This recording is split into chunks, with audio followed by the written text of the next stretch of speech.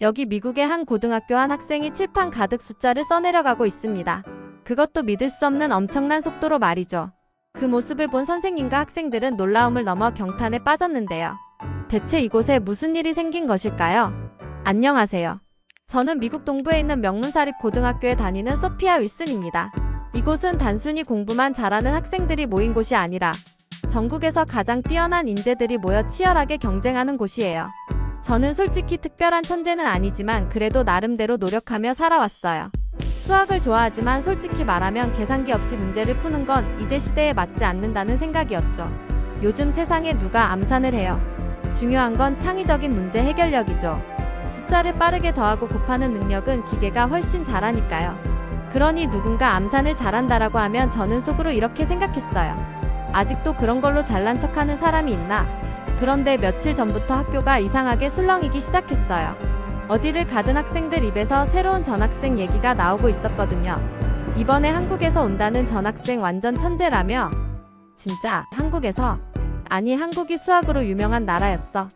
그러게. 뭐 아시아니까 그쪽 나라 애들은 원래 암산 같은 거 잘하잖아.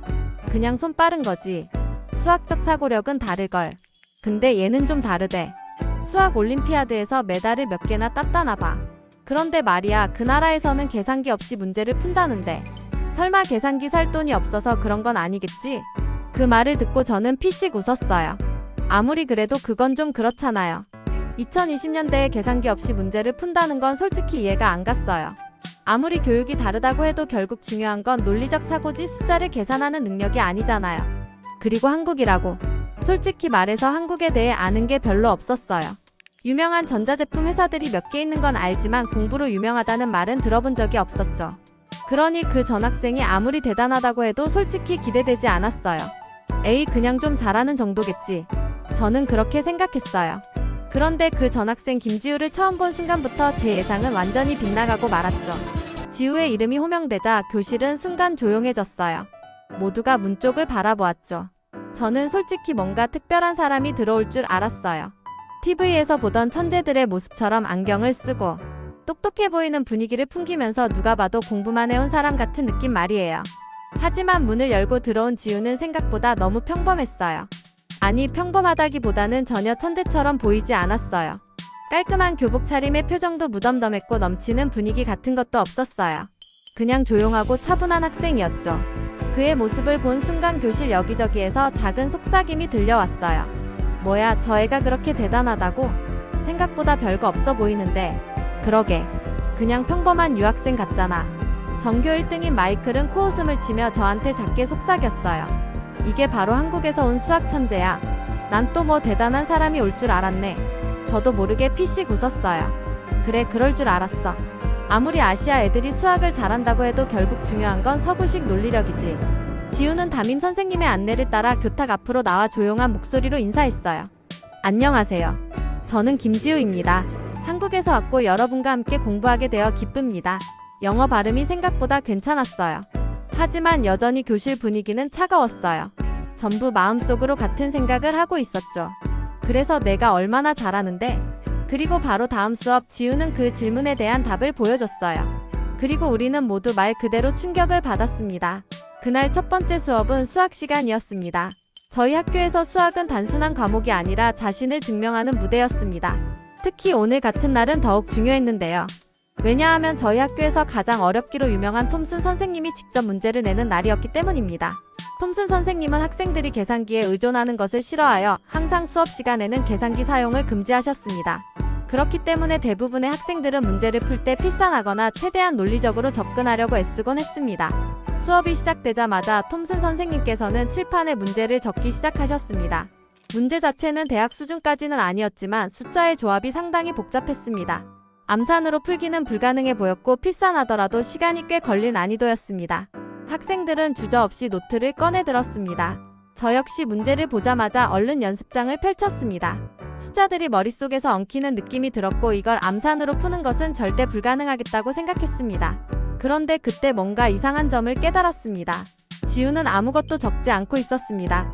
그는 가만히 칠판을 바라보며 손을 모으고 있었는데요. 펜조차 잡지 않은 채 마치 문제가 이미 머릿속에서 해결된 것처럼 차분한 표정을 짓고 있었습니다. 저는 저 친구는 왜 아무것도 하지 않는 거지? 라고 생각하며 다시 문제를 풀기 시작했습니다. 그런데 바로 그 순간 제 옆에 앉아있던 마이클이 손을 들려던 찰나 조용히 있던 지우가 갑자기 입을 열었습니다. X는 N-5는 3입니다. 순간 교실이 얼어붙었습니다. 모두가 놀란 눈으로 지우를 바라보았습니다. 톰슨 선생님께서는 약간 당황한 듯한 표정을 지으셨습니다. 곧 칠판에 답을 적어 내려가셨습니다. 정답이요. 그 말이 떨어지자마자 교실 여기저기서 웅성거림이 터져 나왔습니다. 뭐야? 어떻게 계산기 없이 저걸 풀었지? 저는 아직 첫 번째 연립 방정식도 풀지 못했는데 설마 한국에서는 다들 저렇게 암산을 잘하는 건가요? 마이클의 표정이 순간 딱 굳어버렸습니다. 그는 손을 들던 것을 멈추고 지우를 노려보았습니다. 말도 안 돼. 그는 입술을 꽉 깨물었습니다. 항상 가장 빠르게 정답을 맞히는 학생이었고 단 한 번도 수학 시간에 밀려본 적이 없었기 때문입니다. 그런데 오늘 그것도 전학생이 온 첫날에 한마디 말도 못하고 밀려버린 것이었습니다. 하지만 여기서 끝이 아니었습니다. 톰슨 선생님께서는 다시 칠판에 더 복잡한 문제를 적기 시작하셨습니다. 이번 문제는 필산하기도 어려운 수준이었습니다. 특히 방정식의 해를 구한 후 그 값의 역수를 구하는 과정까지 포함되어 있어서 한 단계 한 단계 정확히 계산해야 했습니다. 학생들은 하나같이 난감한 표정을 지었습니다. 마이클은 속으로 생각했을 것입니다. 이번에는 절대 먼저 맞히게 두지 않겠어. 그는 문제를 보자마자 필산을 시작했습니다. 빠르게 숫자를 정리하며 풀이를 진행했습니다. 이번에는 정말 자신 있었습니다. 해는 -3과 -4이며 각 해의 역수는 각각 -13과 -14입니다. 또 지우였습니다. 그리고 또 정답이었습니다. 교실이 얼어붙었습니다. 몇몇 학생들은 정말 말도 안 된다는 표정이었습니다. 저걸 암산으로 풀었다고? 대체 어떻게 된 거야? 이건 장난이 아니네. 하지만 가장 충격을 받은 것은 마이클이었습니다. 그는 여전히 풀이의 중간 과정에 있었습니다. 답에 도달하지도 못한 상태였습니다. 그의 손끝이 떨리는 것이 보일 정도였고 억지로 침착한 척하며 지우를 노려보았습니다. 운이 좋았겠지. 하지만 그의 목소리에는 확신이 없었습니다. 그 누구도 그 말을 믿지 않았습니다. 그날 이후 지우라는 이름은 교실에서 단순한 전학생이 아니라 전설이 되었습니다. 마이클은 한동안 아무 말도 하지 못한 채 굳어 있었습니다. 그는 펜을 쥔 손을 꽉 움켜쥐고 있었고 표정이 어딘가 불안해 보였어요. 마치 스스로에게 나는 저 친구를 이길 수 있을까? 라고 묻고 있는 것처럼요. 그날 이후 학교 분위기는 완전히 달라졌습니다. 점심시간이나 쉬는 시간만 되면 학생들은 모여 지우에 대한 이야기를 나누기 시작했어요. 진짜 말도 안 되지 않아? 계산기 없이 저 난이도의 문제를 암산으로 푼다고? 그러게 난 아직도 믿기지 않아. 수학 천재라는 소문이 과장이 아니었네. 그런데 수학을 그렇게 잘한다고 해서 뭐가 달라지는 거야? 솔직히 지금이 어떤 시대인데 계산기 없이 빠르게 푸는 게 대단한 거야? 마지막 말을 한 친구는 다소 냉소적인 표정을 짓고 있었습니다. 저도 어느 정도 동의하는 부분이었어요. 수학은 단순한 연산이 아니라 논리적 사고력과 창의력이 중요한 시대라고 생각했거든요. 그런데 지우는 단순히 숫자를 빠르게 계산하는 능력만 뛰어난 걸까? 제 옆에서 이야기를 듣고 있던 줄리아가 갑자기 저를 쿡 찌르며 말했습니다. 소피야, 너 수학 잘하잖아. 너도 솔직히 조금 놀랐지? 응. 뭐 그렇긴 한데. 저는 애써 무덤덤한 척 대답했어요. 사실 솔직히 말하면 많이 놀랐어요. 하지만 인정하고 싶지 않았어요. 그때 반대편 테이블에서 갑자기 익숙한 목소리가 들려왔어요. 야, 근데 한국에서는 아직도 계산기 못 쓰는 거 아니야? 테이블에 있던 몇몇 학생들이 키득거리며 웃기 시작했습니다. 저는 고개를 돌려보았어요. 마이클이었습니다. 그는 여전히 지우를 견제하는 듯한 태도를 보이며 일부러 큰 소리로 말하고 있었어요. 내가 찾아봤는데 한국에서는 대학 입시에서도 계산기 사용이 금지라며? 그럼 저 친구가 저렇게 암산을 잘하는 이유가 그것 때문 아니야? 그냥 훈련받은 거지 특별한 사고력이 뛰어난 게 아니라. 학생들은 웅성거리며 서로를 바라보았습니다. 어떤 친구들은 그 말에 고개를 끄덕였고 어떤 친구들은 그건 좀 아닌 것 같은데라는 반응을 보였어요. 하지만 마이클은 아랑곳하지 않았습니다. 솔직히 말해서 계산기가 없어서 암산을 잘하게 된 거라면 그게 대단한 거야. 그냥 환경 때문에 어쩔 수 없이 익숙해진 거잖아. 마치 불이 없던 시대에 사람들이 촛불에 의존했던 것처럼. 그 말을 듣고 있자니 뭔가 기분이 이상해졌습니다. 한국이 어떤 나라인지는 잘 몰라도 단순히 계산기 없이 훈련받아서 저런 실력을 갖췄다고 판정짓는 건 뭔가 이상하다고 느껴졌어요. 그런데 정작 지우는 이 모든 이야기를 듣고도 전혀 개의치 않는 듯 했습니다. 마침 그도 카페테리아 한쪽에서 조용히 점심을 먹고 있었는데 주변에서 자기 이야기가 나오고 있다는 걸 알고도 무심한 표정이었어요. 하지만 저는 느낄 수 있었습니다. 그는 결코 아무렇지도 않은 것이 아니었어요. 다음날 저는 그걸 직접 확인하게 되었습니다. 다음날 아침 저는 평소보다 조금 일찍 학교에 도착했습니다. 복도를 걸어가는데 멀리서부터 작은 웅성거림이 들려왔어요. 무슨 일인가 싶어 고개를 돌려보니 몇몇 학생들이 수학교실 앞에 모여 있었습니다. 저기 좀 봐. 대체 뭐 하고 있는 거야? 아침부터 칠판을 다 채운다고. 학생들의 시선이 향한 곳에는 김지우가 서 있었습니다. 그가 칠판 앞에서 조용히 문제를 풀고 있었어요. 그런데 단순히 풀고 있다고 하기에는 상황이 이상했습니다. 칠판 가득 복잡한 수식이 빼곡히 적혀 있었거든요. 보통 학생들은 수업 시작 전에 교실에 들어오면 그냥 자리에 앉아 조용히 준비를 합니다. 하지만 지우는 아침부터 혼자 칠판을 가득 채우고 있었어요. 더 놀라운 건 그는 아무 참고 자료 없이 모든 문제를 머릿속에서 풀어나가고 있다는 것이었습니다. 그 순간 저도 모르게 발걸음을 멈추고 그의 모습을 지켜보았습니다. 지우는 다른 사람들의 시선을 전혀 신경 쓰지 않는 듯 보였습니다. 마치 칠판과 단둘이 있는 것처럼 오로지 숫자에만 집중하고 있었어요. 그는 문제를 풀 때마다 고개를 살짝 끄덕이며 마치 답을 확인하는 것처럼 움직였습니다. 손에는 분필이 들려 있었지만 마치 그의 머릿속에서 이미 답이 정리된 후 손이 따라가는 것 같았어요. 학생들은 하나둘씩 그 모습을 지켜보며 수근거렸습니다. 노트도 안 보고 계산도 안 하고 그냥 머릿속에서 다 하는 거야. 와, 진짜 천재인가? 저는 그 모습을 보면서 어제 카페테리아에서 마이클이 했던 말이 떠올랐습니다. 그냥 훈련받은 거지 특별한 사고력이 뛰어난 게 아니라 과연 지금 제 눈앞에서 펼쳐지는 장면이 훈련된 능력일까요? 단순히 계산기 없이 살아남기 위해 연습한 결과일까요? 그런 생각을 하고 있는데 마침 뒤에서 익숙한 목소리가 들려왔습니다. 아침부터 뭐 하는 거야? 마이클이었습니다. 학생들은 자연스럽게 길을 터주었고 마이클은 느릿하게 걸어와 지우를 마주 보았습니다. 지우는 여전히 칠판을 향한 채 손을 움직이고 있었어요. 마이클은 한동안 그 광경을 지켜보다가 피식 웃으며 말했습니다. 도대체 뭐 하는 거야? 설마 혼자 연습하는 거야? 지우는 조용히 손을 멈추고 처음으로 마이클을 바라보았습니다. 연습이라기보다는 그냥 생각하는 거야. 그의 말에 마이클이 한쪽 눈썹을 올렸습니다. 생각. 그래. 이 문제를 가장 효율적으로 풀 수 있는 방법이 뭔지 고민하고 있었어.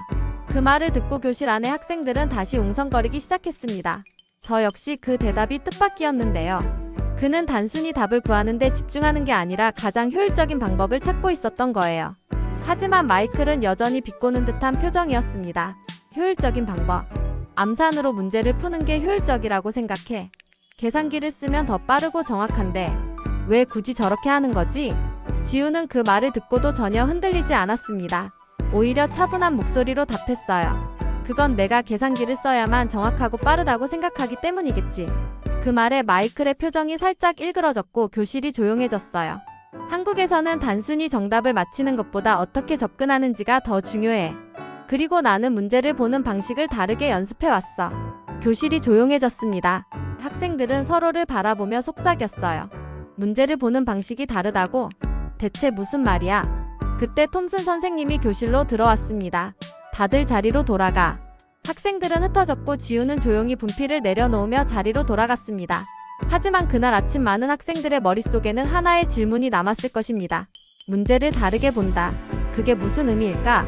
저 역시 같은 생각을 하며 자리로 돌아왔습니다. 하지만 저는 아직 몰랐어요. 그 질문에 대한 답을 김지우가 직접 보여주게 될 것이라는 사실을요. 그날 수학 수업은 어제보다 훨씬 더 긴장된 분위기 속에서 시작되었습니다. 어제 김지우가 보여준 놀라운 실력 때문인지 학생들 대부분이 오늘은 어떤 일이 벌어질지 기대하는 듯 보였어요. 저 역시 자리에서 가만히 앉아 있었지만 속으로는 조금 긴장하고 있었습니다. 수업이 시작되자 톰슨 선생님은 칠판을 향해 걸어가시더니 오늘도 역시 복잡한 수식을 적기 시작하셨습니다. 이번 문제는 확률과 통계를 활용한 응용 문제였는데요. 단순한 계산이 아니라 문제를 제대로 이해하고 논리적으로 접근해야 하는 유형이었습니다. 자, 이 문제를 풀어보도록 하자. 단, 이번에도 계산기는 사용하지 말고 오직 필상과 사고력으로 해결해야 한다. 선생님의 말이 끝나기가 무섭게 학생들은 저마다 노트를 펼쳐 필산을 시작했습니다. 저도 집중하며 문제를 읽고 풀이 과정을 생각하기 시작했어요. 그런데 김지우는 여전히 손을 대지 않은 채 조용히 칠판을 바라보고 있었습니다. 옆에 앉아있던 마이클도 눈치를 챈 듯 지우를 힐끔거리다 입꼬리를 올리며 작게 웃었습니다. 또 쇼를 하겠다는 거야? 저는 그 말에 살짝 신경이 쓰였지만 일단 제 문제를 푸는데 집중하기로 했어요. 하지만 머릿속이 온갖 생각으로 복잡해졌습니다. 지우는 도대체 무슨 생각을 하고 있는 걸까? 정말 어제처럼 이번 문제도 머릿속에서 풀어낼 수 있을까? 그때였습니다. 김지우가 고개를 살짝 끄덕이더니 차분한 목소리로 입을 열었습니다. 정답은 27입니다. 교실이 순간 정적에 휩싸였습니다. 학생들 대부분이 아직 풀이 과정을 반도 진행하지 못했는데 지우는 이미 답을 내놓은 것이었습니다. 심지어 이번 문제는 암산으로 해결할 수 있는 수준이 아니었어요. 확률을 구하는 과정에서 여러 개의 경우의 수를 나누어 계산해야 했고 그걸 하나하나 정리하지 않으면 답을 구할 수 없었거든요. 그런데도 그는 필상 하나 하지 않고 정확한 답을 내놓았습니다. 톰슨 선생님께서 칠판을 바라보시더니 천천히 고개를 끄덕이셨습니다. 정답이다. 그 말을 듣자 교실이 발칵 뒤집혔습니다. 말도 안 돼. 저걸 암산으로 풀었다고? 나 아직 문제를 이해하는 중인데 대체 어떻게 푸는 거야? 학생들은 충격을 감추지 못하고 웅성거리기 시작했습니다. 하지만 그 중에서도 가장 놀란 사람은 바로 마이클이었습니다. 그는 한동안 아무 말도 하지 못한 채 굳어 있었어요. 손에 쥐고 있던 펜을 꽉 움켜쥐고 있었고 표정이 어딘가 불안해 보였습니다. 그러다 결국 참지 못한 듯 비웃으며 말했습니다. 풀이 과정도 없이 그냥 답만 말하는 게 뭐가 대단하다는 거야? 지우는 조용히 제이슨을 바라보았습니다. 그리고 아주 간결하게 대답했습니다. 풀이 과정도 필요하다면 보여줄 수 있어. 그 말을 하며 그는 천천히 자리에서 일어나 칠판 앞으로 걸어갔습니다. O projeto Juntos Educar, que premia todas as áreas da educação. O projeto 지우는 칠판에 분필을 들더니 차분한 손놀림으로 방금 자신이 풀었던 문제의 풀이 과정을 적기 시작했습니다. 그런데 그 방식이 기존과는 완전히 달랐습니다.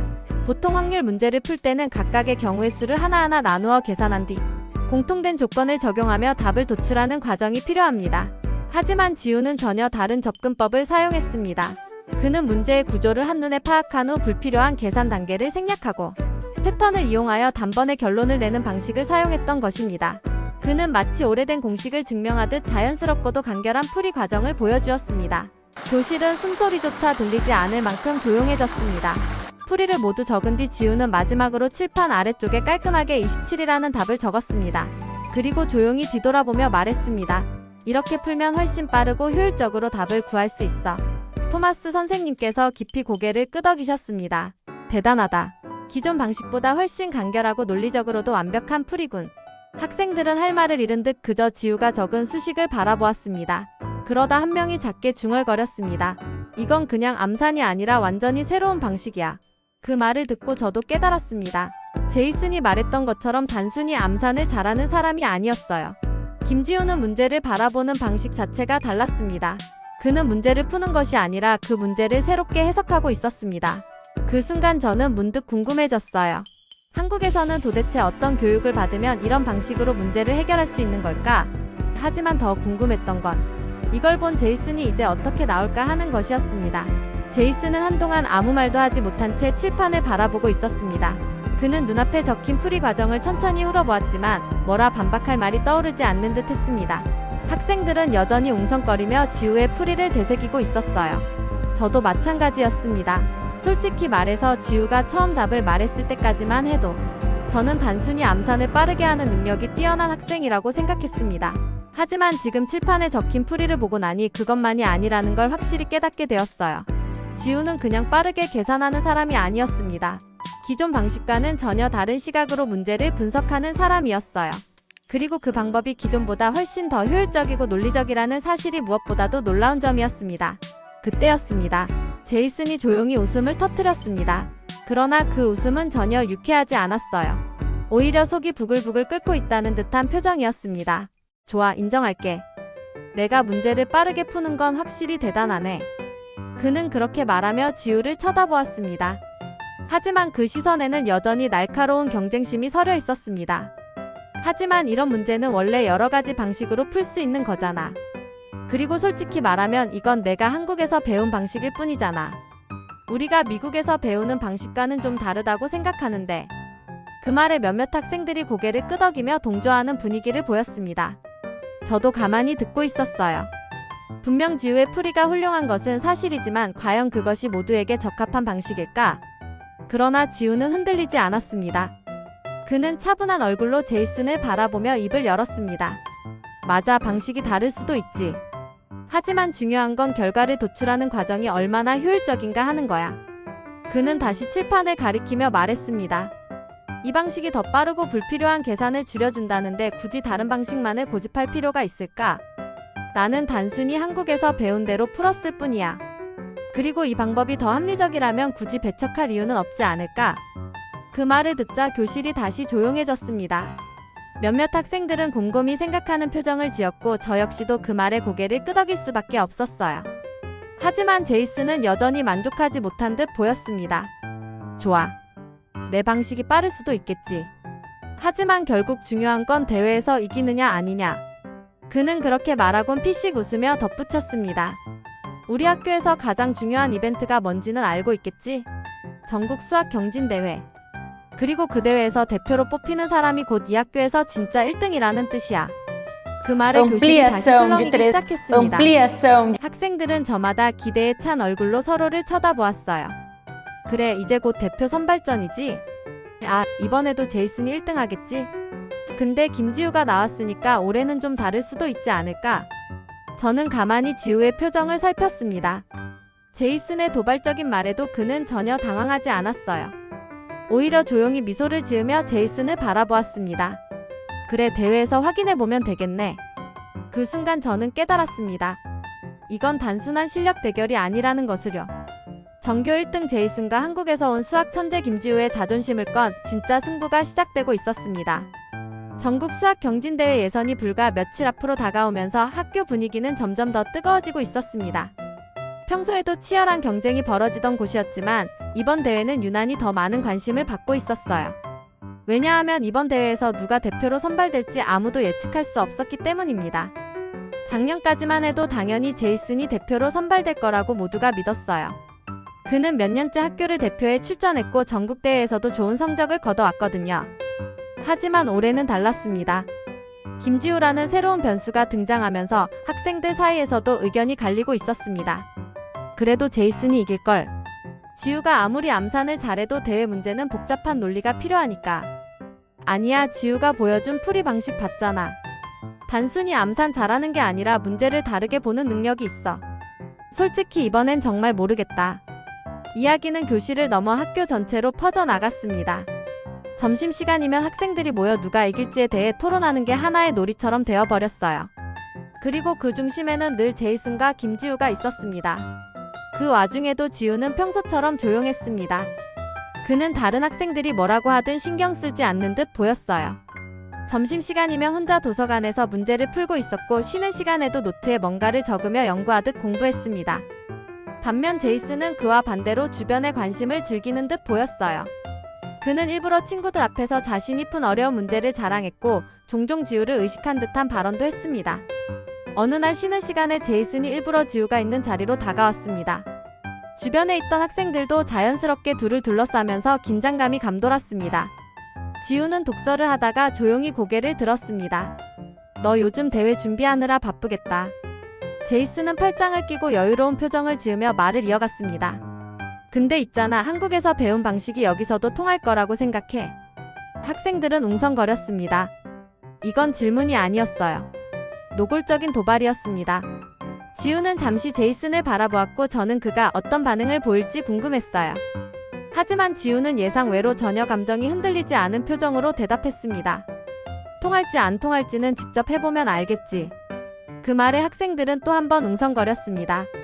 제이슨은 잠시 당황한 듯 했지만 곧 비웃듯 웃으며 말했습니다. 좋아, 그럼 이번 대회에서 확실하게 해보자. 그렇게 두 사람의 싸움은 이제 공식적인 승부로 굳어졌습니다.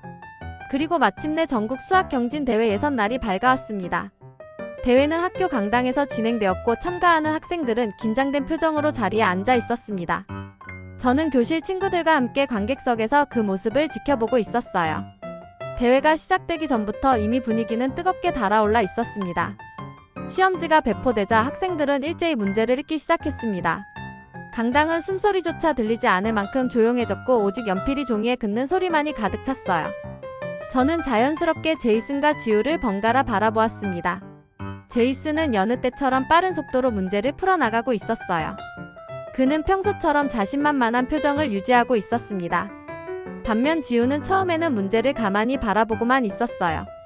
그는 차분하게 문제를 분석하는 듯했고 그 모습은 어제 교실에서 칠판을 바라보던 때와 똑같았습니다. 그리고 얼마 지나지 않아 저는 믿을 수 없는 광경을 보게 되었습니다. 지우가 문제를 풀면서 종이에 아무것도 적지 않고 있었다는 사실을요. 그는 손을 움직이지 않은 채 오직 머릿속에서 모든 계산을 진행하고 있었습니다. 그리고는 조용히 답안지에 직접 답을 적어 내려가기 시작했어요. 그 순간 저는 깨달았습니다. 이 대회가 단순한 경쟁이 아니라 방식을 두고 벌이는 싸움이라는 것을요. 미국식 논리적 접근법과 한국식 사고법의 맞대결. 그리고 그 결과는 곧 밝혀질 것이었습니다. 시험이 진행되는 동안 강당은 숨소리조차 들리지 않을 만큼 조용했습니다. 학생들은 저마다 문제에 집중하고 있었지만 가장 주목받고 있는 두 사람, 제이슨과 지우의 움직임은 완전히 달랐습니다. 제이슨은 평소처럼 자신만만한 표정으로 연필을 움직이며 문제를 풀어나가고 있었습니다. 그는 먼저 문제를 읽고 논리적인 접근 방식을 생각한 후 필산을 통해 답을 도출하는 과정을 거쳤어요. 늘 해오던 방식이었죠. 하지만 지우는 달랐습니다. 그는 여전히 연습장에 아무것도 적지 않고 있었습니다. 마치 모든 계산을 머릿속에서 처리하는 것처럼 보였어요. 그는 문제를 읽은 뒤 한동안 가만히 있다가 이내 답안지에 직접 답을 적기 시작했습니다. 문제풀이 과정도 없이요. 그 모습을 본 저도 모르게 숨을 삼켰습니다. 아니, 저렇게 풀어도 되는 걸까요? 보통은 문제를 푸는 과정을 적어야 한다고 배웠는데 그는 필산 없이 답을 적어 내려가고 있었어요. 제이슨도 그 모습을 신경 쓰지 않을 리 없었습니다. 그는 문제를 풀다가도 슬쩍 지우를 흘끔거리며 그의 답안지를 확인하려 했어요. 하지만 지우는 한결같이 차분했습니다. 그는 마치 자신만의 속도로 흐르는 듯 보였어요. 그리고 시간이 흐르면서 점점 더 놀라운 일이 벌어지기 시작했습니다. 지우는 다른 참가자들보다 압도적으로 빠른 속도로 문제를 해결하고 있었어요. 보통 시험을 볼 때는 문제 난이도가 점점 올라가면서 풀이 시간이 길어지게 마련입니다. 하지만 지우는 오히려 반대였습니다. 시간이 지날수록 그는 더 빠르게 문제를 해결하고 있었어요. 마치 문제를 읽는 순간 답이 떠오르기라도 한 것처럼 답안지에 답을 적어 내려갔습니다. 강당에 앉아있던 학생들도 점점 웅성거리기 시작했습니다. 저기 봐, 김지우 아까부터 필산 안 하고 바로 답 적는 거야. 진짜야? 저렇게 풀어도 되는 거야? 아니, 대체 어떻게 하는 거지? 제이슨 역시 처음에는 신경을 쓰지 않으려는 듯 했지만 시간이 지날수록 표정이 점점 더 굳어지는 것이 보였습니다. 그는 일부러 더 빠르게 연필을 움직이며 문제를 풀기 시작했어요. 하지만 명확했습니다. 지우와의 속도 차이는 점점 벌어지고 있었습니다. 그리고 마침내 마지막 문제가 공개되었습니다. 이번 문제가 가장 높은 배점을 차지하며 난이도 역시 가장 어렵습니다. 참가자 여러분 집중해주세요. 심사위원의 목소리가 울려 퍼졌고 학생들은 더욱 긴장한 표정으로 시험지를 들여다보았습니다. 마지막 문제는 대학 수준에서도 어려운 문제였습니다. 다양한 개념이 얽혀 있었고 단순한 계산이 아니라 논리적인 사고력과 창의적인 접근법이 필요한 문제였어요. 제이슨은 깊은 숨을 들이쉬고 문제를 읽기 시작했습니다. 눈빛이 흔들렸어요. 이건 단순한 연산 문제가 아니었습니다. 이 문제를 제대로 풀기 위해서는 다각적인 접근이 필요했어요. 그는 침착하게 필산을 시작하며 문제를 풀어나갔습니다. 하지만 지우는 마지막 문제를 본 순간 단 한 번 미소를 지었습니다. 그리고 다른 문제들과 마찬가지로 그는 연습장에 아무것도 적지 않은 채 답안지로 곧장 손을 뻗었습니다. 설마 또 바로 답을 적는 건가? 말도 안 돼. 이 문제는 그렇게 풀 수가 없을 텐데. 강당이 다시 한번 술렁였습니다. 심사위원들도 지우의 답안지를 흘깃거리는 듯 했어요. 하지만 지우는 흔들림 없이 마지막 답을 적고 고개를 들었습니다. 그리고 시험이 끝났습니다. 심사위원장이 마이크를 잡고 말했습니다. 시험이 종료되었습니다. 이제 채점을 진행한 후 곧 결과를 발표하겠습니다. 학생들은 답안지를 제출한 후에도 자리에서 일어나지 않은 채 서로의 표정을 살폈습니다. 하지만 가장 시선을 모으는 두 사람, 제이슨과 지우의 분위기는 극명하게 달랐습니다. 제이슨은 마지막 순간까지도 자신이 틀리지 않았다고 믿고 싶어하는 표정이었습니다. 그는 손에 진 연필을 꼭 쥐고 조용히 숨을 내쉬었습니다. 반면 지우는 여전히 차분했습니다. 마치 이 결과를 이미 알고 있는 듯한 느낌이었어요. 그리고 마침내 채점이 끝나고 결과 발표 시간이 다가왔습니다. 심사위원장이 단상 위로 올라와 성적표를 펼쳤습니다. 강당은 그 순간 조용해졌어요. 모두가 숨을 죽이며 발표를 기다렸습니다. 이번 전국 수학 경진 대회 예선에서 최고 득점자는 그 순간 저도 모르게 손에 힘을 주었습니다. 학생들 대부분이 긴장한 표정으로 발표를 기다리고 있었어요. 그리고 심사위원장이 입을 열었습니다. 김지우입니다. 2위는 제이슨으로 두 사람이 우리 학교를 대표해서 전국 수학 경진 대회에 나가게 되었습니다. 그 순간 강당이 발칵 뒤집혔습니다. 진짜 김지우가 1등했어. 그 말도 안 돼. 제이슨이 아니라. 대박, 새로운 전교 1등 탄생이네. 학생들은 믿기지 않는다는 표정이었고 저 역시도 숨이 멎는 것 같았습니다. 하지만 무엇보다도 충격을 받은 건 제이슨이었습니다. 그는 아무 말도 하지 못한 채 그저 성적표를 바라보고 있었습니다. 손끝이 약간 떨리고 있는 게 보였어요. 그 순간 저는 깨달았습니다. 지금의 장면은 단순한 대회 결과가 아니었습니다. 지우의 한국식 사고방식이 미국 최고 명문고에서 인정받는 순간이었습니다. 강당은 여전히 웅성거리고 있었습니다. 학생들은 335 모여 김지우가 1등을 차지했다는 사실을 되새기고 있었어요. 저 역시도 믿기지 않았습니다. 물론 지우가 대단하다는 건 알고 있었지만 그가 제이슨을 이겼다니. 교사들 사이에서도 작은 소란이 일었습니다. 심사위원 중 한 명이 마이크를 잡고 말을 덧붙였습니다. 지우 학생은 이번 시험에서 전 문제를 모두 맞췄으며 풀이 과정에서도 가장 효율적인 방법을 사용한 것으로 확인되었습니다. 특히 마지막 문제에서는 기존 방식보다 훨씬 빠른 접근법을 보여주었으며 심사위원 전원도 이에 대해 깊은 인상을 받았습니다. 학생들은 다시 한번 웅성거리기 시작했습니다. 진짜? 전 문제를 다 맞췄다고? 심지어 풀이 과정도 완벽했다는 거야? 와, 이건 그냥 우연이 아니네. 완전 실력으로 이긴 거잖아. 하지만 가장 궁금했던 건 제이슨이 지금 무슨 생각을 하고 있을까 하는 것이었습니다. 저는 조용히 그의 쪽을 바라보았습니다. 그는 여전히 자리에서 일어나지 않은 채 성적 발표를 들은 이후로 미동도 없이 앉아 있었습니다. 평소 늘 자신만만하던 그가 처음으로 말을 잃은 모습이었어요. 손끝이 가만히 떨고 있는 것이 보였고 시선은 멍하니 책상 위에 떨어져 있었습니다. 그러다 결국 천천히 자리에서 일어났습니다. 강당을 떠나려는 듯한 움직임이었고 학생들은 그를 힐끔거리며 수근거렸습니다. 그래도 몇 년 동안 대표 자리를 지켜온 사람인데 갑자기 밀려났잖아. 자존심 상하겠지. 그때 지우가 조용히 자리에서 일어났습니다. 그리고 제이슨을 향해 천천히 걸어갔어요. 강당의 웅성거림이 잦아들었습니다. 모두가 이 둘 사이에 무슨 일이 벌어질지 지켜보고 있었습니다. 지우는 제이슨 앞에 멈춰서더니 한동안 말없이 그를 바라보았습니다. 제이슨도 지우를 올려다보았어요. 표정이 복잡하게 흔들리는 게 보였습니다. 그는 뭔가 말을 하려다가 결국 한숨을 내쉬며 시선을 돌렸습니다. 그러자 지우가 조용히 입을 열었습니다. 잘했어. 제이슨의 어깨가 살짝 움찔했습니다. 지우는 담담한 표정이었지만 그의 말에는 진심이 담겨 있었습니다. 제이슨은 천천히 지우를 바라보았습니다. 그의 입술이 살짝 떨렸어요. 그러다 작게 웃으며 중얼거렸습니다. 이길 줄 알았는데. 그는 쓴웃음을 지으며 고개를 저었습니다. 솔직히 말하면 인정하고 싶지 않았어.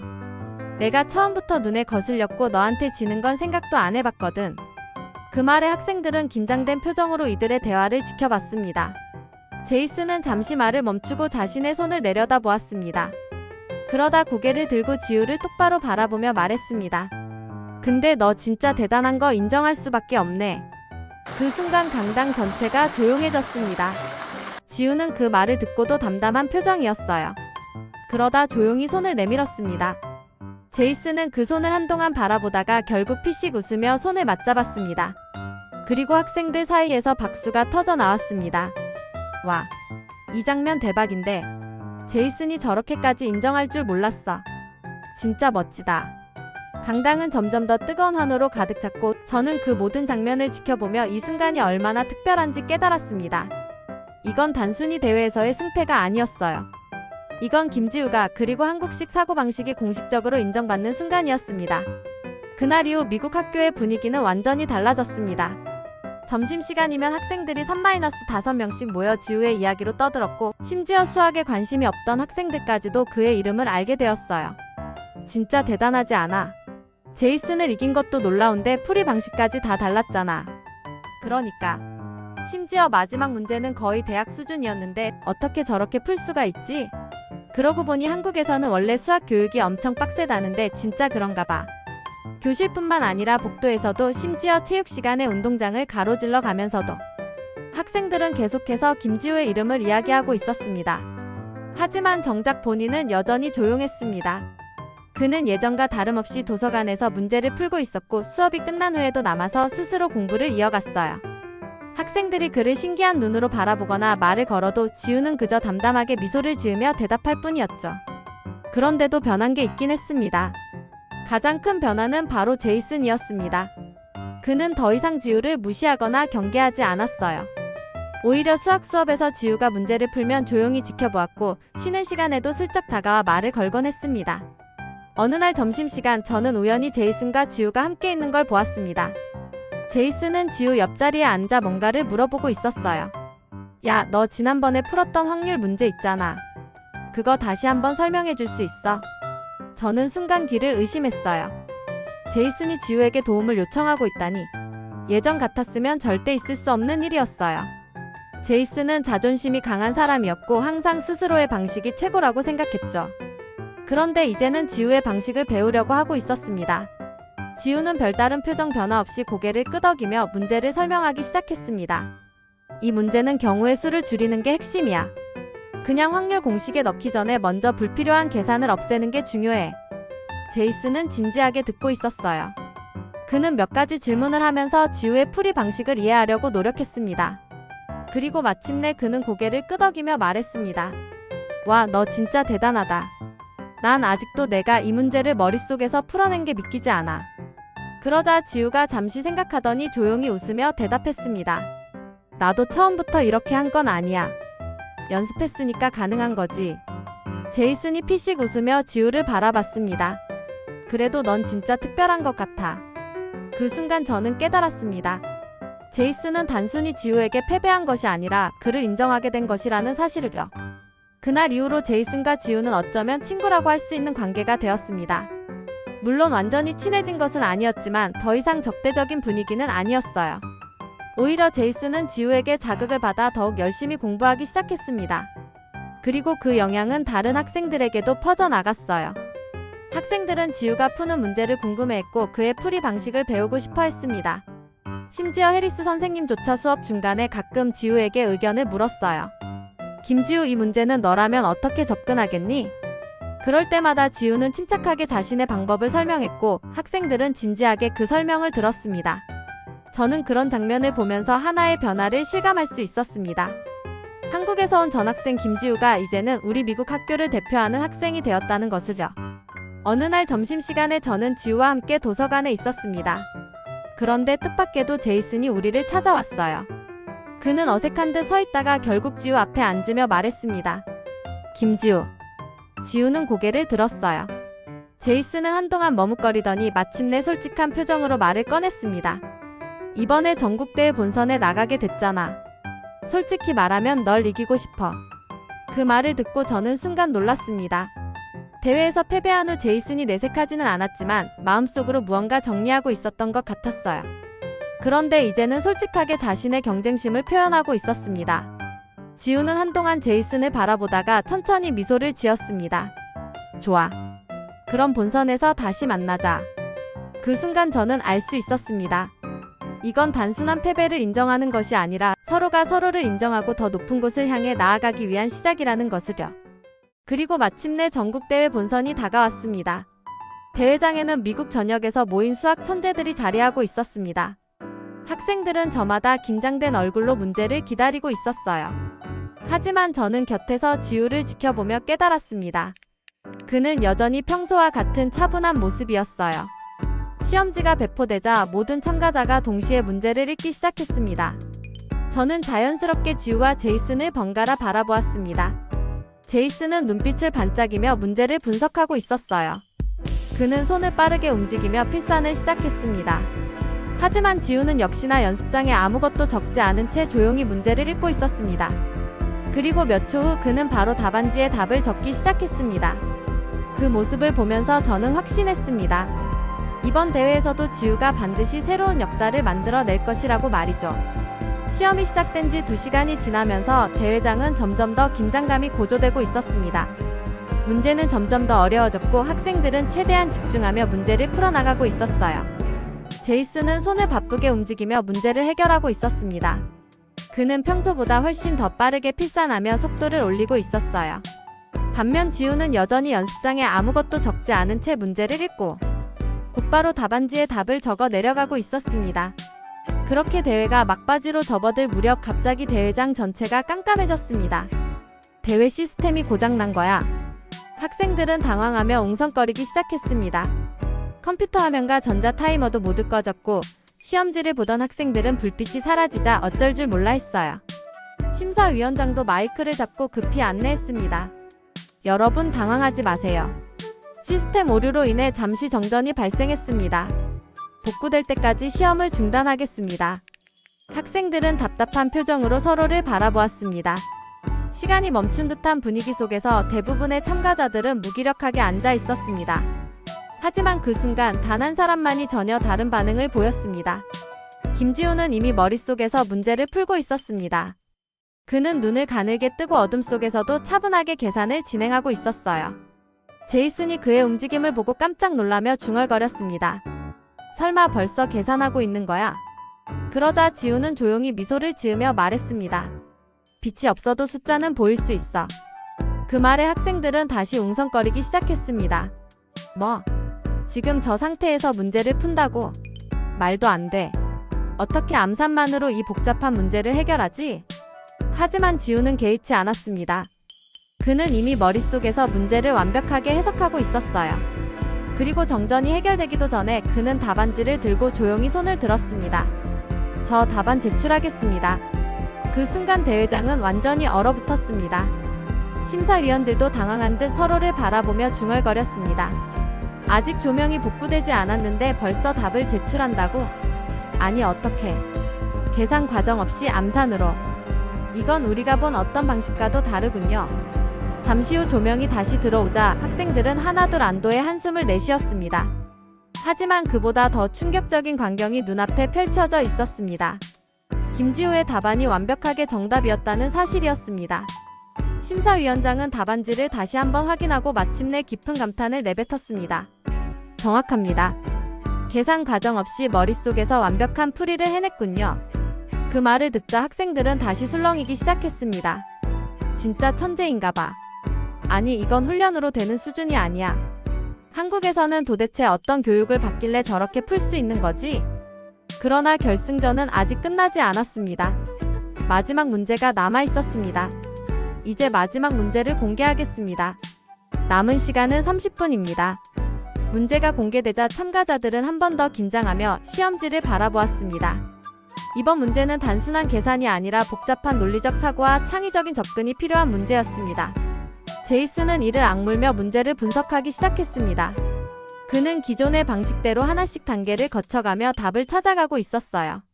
하지만 문제의 난이도가 높았던 탓에 시간이 점점 부족해지고 있었습니다. 반면 지우는 문제를 읽자마자 또다시 미소를 지었습니다.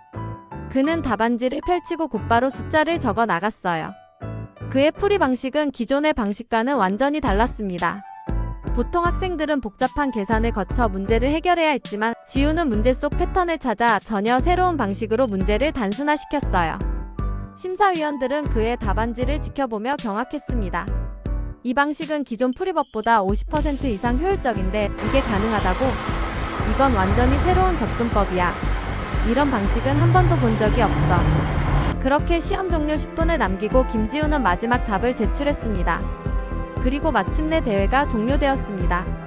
심사위원장은 마이크를 잡고 최종 결과를 발표했습니다. 미국 전국 수학 경진대회 결선에서 최고 점수를 기록한 학생들은 숨을 죽이며 발표를 기다렸어요. 김지우 학생입니다.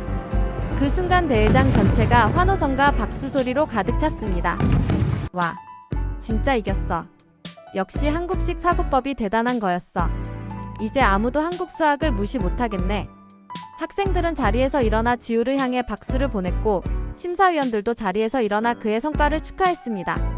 그리고 그 모든 소란 속에서 저는 제이슨을 바라보았습니다. 그는 한동안 아무 말도 하지 않았어요. 하지만 그의 표정은 패배의 좌절이 아닌 진심 어린 감탄과 인정으로 가득 차 있었습니다. 지우는 조용히 제이슨을 바라보았습니다. 그리고 손을 내밀었어요. 제이슨은 한참 동안 그 손을 바라보다가 결국 웃으며 손을 맞잡았습니다. 그 순간 저는 깨달았습니다. 이건 단순한 수학대회의 승리가 아니었습니다. 이건 김지우와 한국식 사고방식이 미국에서 완벽하게 인정받은 순간이었습니다. 그날 이후 김지우의 이름은 단순히 우리 학교뿐만 아니라 전국적으로 알려지게 되었습니다.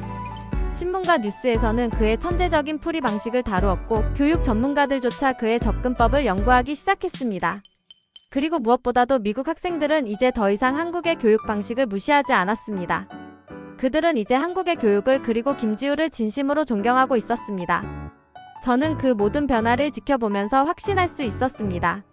한국은 무시할 수 없는 엄청난 나라라는 것을요.